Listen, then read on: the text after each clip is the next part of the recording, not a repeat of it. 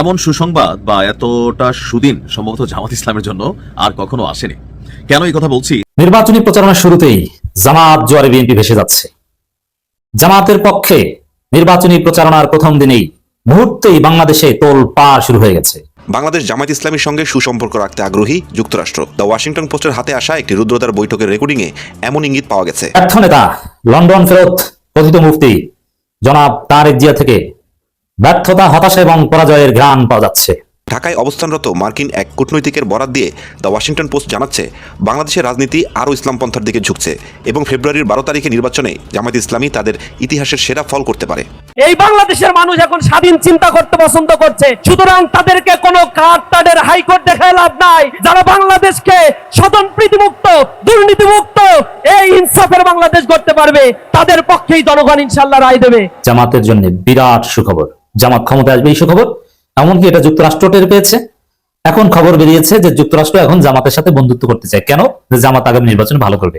মানুষ অফিস করে এসে একটু ঘুমাচ্ছে, যারা টক টক করতেছে, ভাই উঠেন, গানের শীষটা একটু দেখেন। মিডিয়ার মধ্যে কি কু হয়ে গিয়েছে নাকি অলরেডি বিএনপি থেকে? তারা প্রভু চেঞ্জ করেছে। তাদের আগে প্রভু ছিল শেখ হাসিনা, এখন প্রভু তারেক জিয়া। বেগম খালেদা জিয়া একটি কথা বলেছিলেন, ওদের হাতে গোলামীর জিনজির, আমাদের হাতে স্বাধীনতার পতাকা। সাভারে গত 6 মাসে 6টি হত্যাকাণ্ডের পেছনে সরাসরি জড়িত সিরিয়াল কিলার সম্রাটকে মৃত্যুদণ্ডের আদেশ দিয়েছেন আদালত। দুপুরে অতিরিক্ত জেলা ও দায়রা জজ আদালতের বিচারক কুমার বিশ্বাস এই রায় দেন। মুক্তিযুদ্ধে মানবতা বিরোধী অপরাধের প্রথম মামলায় মৃত্যুদণ্ডপ্রাপ্ত আসামি আবুল কালাম আজাদ আন্তর্জাতিক অপরাধ ট্রাইব্যুনালে আত্মসমর্পণ করেছেন। প্রিয় দর্শক, বর্তমান বাংলাদেশের রাজনৈতিক প্রেক্ষাপট বা পরিস্থিতির উপর বিশ্লেষণ করে আপনাদের সামনে অতি গুরুত্বপূর্ণ কিছু ভিডিও ফুটেজ নিয়ে হাজির হয়েছি।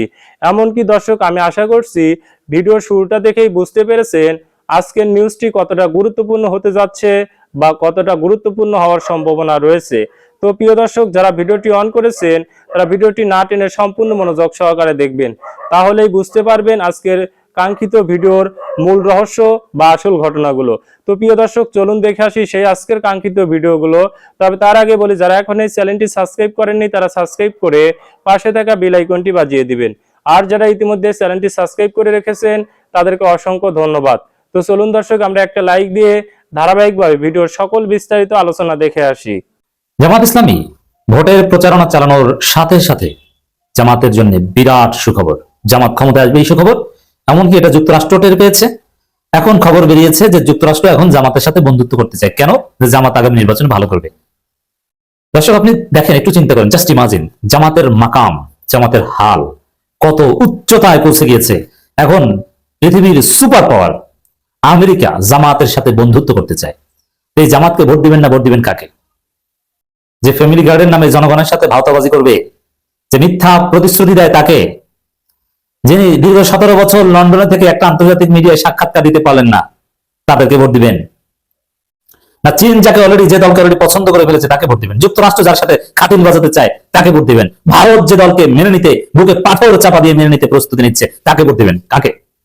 আপনার ভোট নষ্ট করতে না চাইলে দাঁড়িপাল্লায় ভোট দিবেন। দাঁড়িপাল্লার মাকাম এখন বাংলাদেশ ছাপিয়ে আন্তর্জাতিক অঙ্গনে পৌঁছে গিয়েছে। দর্শক, আগামী নির্বাচনে জামাত ভালো ফলাফলের সম্ভাবনা, দলটির সঙ্গে বন্ধুত্ব করতে চায় যুক্তরাষ্ট্র। বাংলাদেশের বিভিন্ন গণমাধ্যম এই রিপোর্টটা পিক করেছে। আমি ডিটেইলস আসছি। ওয়াশিংটন পোস্টের প্রতিবেদন। ওয়াশিংটন পোস্ট ধনুভনু কোনো পত্রিকা নয়, এটা বাংলাদেশের প্রথম আলো নয়, আর ইনকিলাব নয়। এরা এথিক্স মেনে জার্নালিজম করে। হ্যাঁ, এদের নিয়ে অনেক সমালোচনা আছে, কিন্তু যুক্তরাষ্ট্রের নীতি আদর্শ বা তথ্যগত বিষয়ে এরা খুব অথেন্টিক। এদের উপস্থাপনা ভঙ্গি নিয়ে আপনি আপত্তি করতে পারেন বা এদের ন্যারেটিভ নির্মাণের স্টাইল নিয়ে প্রশ্ন তুলতে পারেন, বাট তাদের তথ্য ঠিক। তো এখানে বেসিক প্রশ্নটা আমাদের তথ্য। কি তথ্য? জামাতের সঙ্গে বন্ধুত্ব চায় যুক্তরাষ্ট্র। অসাধারণ। এটা জামাতের জন্য আমি মনে করি একটা সুখবর। কেন? একসময় ইউরোপিয়ান ইউনিয়ন জামাতকে নাক ছিটকাইত, ভারত তো জামাতকে এখনো নাক ছিটকায়, কিন্তু ভারতের পররাষ্ট্র মন্ত্রণালয় বলেছে নিয়মিত ব্রিফিং এ, না জামাতের সাথে আমাদের যোগাযোগ আছে। মানে বিষয়টা হচ্ছে এরকম, জামাতের জনপ্রিয়তা দেখে, গণজোয়ার দেখে, জামাতের উত্থান দেখে সারা পৃথিবী জামাতকে মেনে নিতে প্রস্তুত হচ্ছে। সবাই বুঝে গিয়েছে জামাত ক্ষমতায় আসবে। প্রথম দিন দেখছেন না তারেক রহমান কি সমালোচনার মুখে পড়েছে, বাচ্চা ছেলেদের মতো, থার্ড ক্লাস ছেলেদের মতো গুপ্ত গুপ্ত বলে হাসাহাসি করছে। তারেক রহমানের মতো নেতা কোনো পলিসি অথবা জনগণের উন্নয়ন, গুড গভর্নেন্স, ডেমোক্রেসি এগুলো নিয়ে কথা না বলে, এগুলো নিয়ে কোনো ইমপ্রেসিভ কিছু দিতে না পেরে তিনি সস্তা ধর্মীয় কার্ড, ধর্ম কার্ড খেলার চেষ্টা করছেন। তারেক রহমানের নেতা খালেদা পুত্র তারেক এই সস্তা 2 টাকার ধর্ম কার্ড নিয়ে রাজনীতি করবেন, তার সিলেট থেকে, তাও নির্বাচনী প্রচারণার প্রথম দিন। এটা দুঃখজনক। জান্নাতের টিকিট, আবার মাজারে নামাজ পড়েন, সিজদা দেন, আবার ওখানে বসে নামাজ পড়েন, আবার জিন্সের প্যান্ট এবং কেটস, মানে এই যে জান্নাতের টিকিট মিনিট হাবিজাবি এইসব শিরক কুফর এইসব কথাবার্তা বলছে, উদ্ভট, যেগুলো একদম দৃষ্টিগোচর, যেগুলো তিনি নিজেই উচ্চারণ করতে পারেন না, লিখতে পারেন না। সে কোন শব্দ, এটা আরবি শব্দ না, ফার্সি শব্দ না, উর্দু শব্দ, এটি বলতে পারেন না। এই সস্তা ধর্ম কার্ড যে রাজনীতি নিয়ে জিততে চায়, একদম চিপ ধর্ম কার্ড, তাহলে বুঝেন যে এর দৌড় তো ওই গুজব পর্যন্ত যে জামাত জান্নাতের টিকিট বিক্রি করে। আর জামাত যে পলিসি দিয়েছে, যেভাবে একটা সুন্দর বিনিয়োগ উপযোগী বসবাসযোগ্য ক্ষুধা দারিদ্র মুক্ত বেকারত্ব মুক্ত সুখী সমৃদ্ধ আধুনিক বাংলাদেশ করার রূপকল্প দিয়েছে জামাত, এবং বিএনপির রূপকল্প সব খেয়ে ফেলেছে। বিএনপি দিয়েছে 31 দফা, ওটা ডেট, এখন জামাতের রূপকল্প 31 দফা। বিএনপি বলে সবার আগে বাংলাদেশ, আর জামাত বলে আমরাই বাংলাদেশ। বিএনপির স্লোগান সব খেয়ে ফেলেছে। তো এই জায়গায় জামাতের এই অসাধারণ অগ্রগতি দেখে যুক্তরাষ্ট্র এখন জামাতের সাথে বন্ধুত্ব করতে চায়। গ্রামে গঞ্জে সাধারণ ভোটারদের এটা জানিয়ে দেন যে আমেরিকা এখন জামাতের সাথে বন্ধুত্ব করতে চায়। তোমরা এই জামাতকে ভোট না দিয়ে নিজের ভোট নষ্ট করো না। এমন সুসংবাদ বা এতটা সুদিন সম্ভবত জামাত ইসলামের জন্য আর কখনো আসেনি।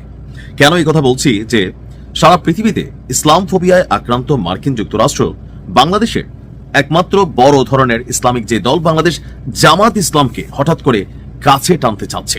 শুধু কাছে টানা না, জামাত ইসলামের সাথে বন্ধুত্বের সম্পর্ক চাচ্ছে মার্কিন যুক্তরাষ্ট্র। ভাবা যায় এটার বেশ কিছু কারণ আছে। মার্কিনীদের যে পলিসিগুলো সেগুলো নিয়ে পরে কথা বলছি, আগে মূল ঘটনা বলছি। দেশটির মানে আমেরিকান একজন কূটনীতিক কয়েকজন নারী সাংবাদিকের সাথে আলাপকালে এই কথা জানিয়েছেন, এমনকি তাদের এই কথোপকথনের একটি অডিও পেয়েছে মার্কিন গণমাধ্যম ওয়াশিংটন পোস্ট। তারা বলছে তাদের পাওয়া এই অডিওতে মার্কিন সেই কূটনীতিককে বলতে শোনা গেছে বাংলাদেশ এখন ইসলাম পন্থার দিকে ঝুঁকে গেছে। এই যে কথাটা বলছে, ডেটা রিসার্চ জরিপ এই সবকিছুকে কানেক্ট করে এরপর কিন্তু আমেরিকা এই কথা বলে, এটা নরমালি কোনো কথা না। বলা গেছে যে আপনার বলা হচ্ছে বাংলাদেশ এখন ইসলাম পন্থার দিকে ঝুঁকে গেছে। এছাড়া আগামী জাতীয় নির্বাচনে জামাত তাদের ইতিহাসের সর্বোচ্চ আসন পাবে। তাহলে পরিসংখ্যানগুলো কি বলছে, যে ক্ষমতায় কি জামাত চলে যাবে? এরপর বলছে এমন অবস্থায় তারা জামাত ইসলামের সঙ্গে বন্ধুত্ব করতে চান, যে দল বেশ কয়েকবার সর্বশেষ শেখ হাসিনার আমলে নিষিদ্ধ হয়েছিল। ঢাকা ভিত্তিক ওই কূটনীতিক নারী সাংবাদিকদেরকে বলছেন, আমরা চাই জামাত আমাদের বন্ধু হোক। এছাড়া ছাত্র শিবিরের নেতাদের টিভি অনুষ্ঠানে আনবেন কিনা এমন প্রশ্নও করেন মার্কিন কূটনীতিক। সঙ্গে তিনি জিজ্ঞেস করেন শিবির নেতারা তাদের অনুষ্ঠানে আসবে কিনা। এছাড়া জামাত নির্বাচিত হতে পারলে বাংলাদেশে শরিয়া আইন চালু করবে না যে মন্তব্যটা করছে, যেটা নিয়ে চরমোনাই তাদের থেকে আলাদা হয়ে গেছে, এটাকে আপনার সাধুবাদ জানিয়েছে মার্কিনীরা। কূটনীতিক বলছে জামাত শরিয়া আইন চালু করলে এর পরের দিনই বাংলাদেশের পোশাক শিল্পে 100% শুল্ক আরোপ করবে যুক্তরাষ্ট্র। অর্থাৎ আমেরিকা বাংলাদেশের শরিয়া আইন চায় না। যদি বাংলাদেশে শরিয়া আইন চালু হয় তাহলে বাংলাদেশের উপর ট্যাক্স বসা দিবে কত?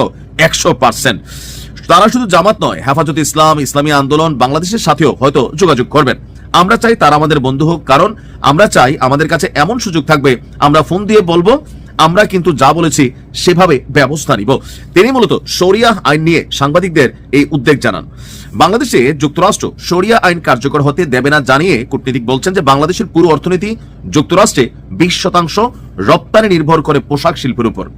যদি বাংলাদেশের নারীদের বলে 5 ঘন্টার বেশি কাজ করতে পারবেন না, তাদের বের করে দেয় এবং শরিয়া আইন চালু করে, তাহলে যুক্তরাষ্ট্র বাংলাদেশ থেকে আর কোনো পোশাকের অর্ডার নিবে না। আর অর্ডার না থাকার মানে হলো বাংলাদেশের অর্থনীতিও থাকবে না। কিন্তু জামায়াত শরীয়ত আইন চালু করবেন না জানিয়ে তিনি বলছেন জামায়াত এটি করবে না, কারণ দেশটিতে বিশ্ববিদ্যালয় পড়ুয়া উচ্চশিক্ষিত অনেক লোক রয়েছে। তো তার মানে আমার কাছে মনে হচ্ছে যে হঠাৎ করে জামাত এই যে শরিয়া আইন চালু করবে না, এটা সার্বিক চিন্তা ভাবনা থেকে ওয়াইডলি একটা থট, অথবা মার্কিন যুক্তরাষ্ট্রের একটা চাপ ছিল যে আপনারা যদি ক্ষমতায় যান শরিয়া আইন চালু করবেন কিনা। এরপরে বাংলাদেশে যা হবে, জামাত সরকার 1 সপ্তাহ টিকতে পারবে না, দেশের মানুষ তাদেরকে ক্ষমতা থেকে নামাই ফেলবে। আর এটা নিয়ে বিপরীত দলগুলা বা বিরোধী দলগুলা হিউজ পরিমাণ আন্দোলনের সুযোগ পাবে। সো এই জায়গাটাতেই আসলে তারা শরিয়া আইনটা থেকে সরে আসছে, যে গ্লোবালাই বাংলাদেশকে টিকে থাকতে হলে এখানে পরাশক্তিগুলোকে মেনে চলতে হয়, এটাই বাস্তবতা। মার্কিন দূতাবাসের মুখপাত্র মনিকা শিইরের কাছে এই ব্যাপারে প্রশ্ন করলে তিনি বলেন এই আলোচনাটি হয়েছে গত ডিসেম্বরে।